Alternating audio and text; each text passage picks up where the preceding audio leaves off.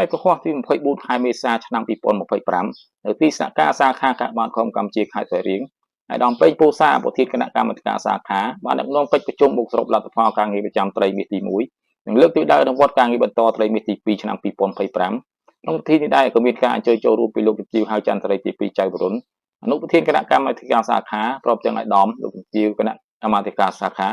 លោកស្រីប្រធានអនុប្រធានគណៈកម្មាធិការអនុសាខាក្រុងស្រុកត្រង់8ក្រុមប្រតិបត្តិសាខាសរុបចំនួន25នាក់គោលបំណងនៃកិច្ចប្រជុំនេះគឺដើម្បីបូកសរុបលទ្ធផលការងារដែលសម្រេចបានក្នុងត្រីមាសទី1ឆ្នាំ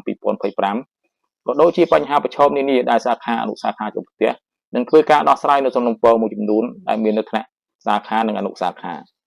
តាមរបៀបរយៈនៃកិច្ចប្រជុំ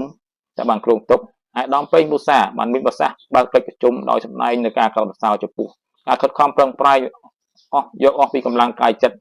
បញ្ញាស្មារតីទទួលខុសត្រូវចូលរួមយ៉ាងសកម្មក្នុងការបំពេញបេសកកម្មមនុស្សធម៌របស់ឯកឧត្តមលោកទាវលោកស្រីទាំងគណៈកិត្តិយសសាខាគណៈកម្មាធិការសាខាក្រុមប្រតិបត្តិសាខាអនុសាខាក្រុងស្រុកក្រុមកាបាតខំឃុំសង្កាត់អាជ្ញាធរគ្រប់លំដាប់ថ្នាក់បានរួមគ្នាដោះស្រាយឆ្លើយតបដល់ប្រជាជនរងគ្រោះនិងងាយរងគ្រោះអន្តរាយបំផុតនឹងការងារសង្គមជាច្រើនទៀតទទួលបានកាន់តែប្រសើរឡើងថែមទៀតដោយមិនគិតពីពេលវេលាឡើយ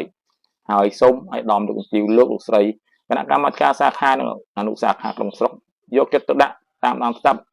សេចក្តីព្រៀងរបាយការណ៍បូកសរុបលទ្ធផលការងារនិងរញ្ញវត្ថុប្រចាំត្រីមាសទី1និងលើកទិសដៅអនុវត្តការងារបន្តត្រីមាសទី2ឆ្នាំ2025ដែលអានដោយលោកនាយកសាខាបន្ទាប់មកឯកឧត្តមប្រធានគណៈកម្មាធិការសាខាបានមានប្រសាសន៍បូកសរុបអង្គប្រជុំនិងក៏ពីបានស្ដាប់ការពិភាក្សាមតិយោបល់និងអនុម័តលើសេចក្តីព្រៀងរបាយការណ៍សកម្មភាពនិងរបាយការណ៍រញ្ញវត្ថុនិងទិសដៅអនុវត្តបន្តការលើកឡើងរបស់អនុសាខាក្រុងស្រុកទាំង8នៅសកម្មភាពការងារនៅថ្នាក់អនុសាខា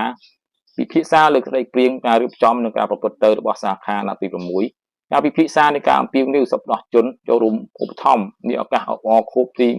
162វិពិភពលោកកាបានខំអន្តរជាតិខំ8ឧទ្វាឆ្នាំ2025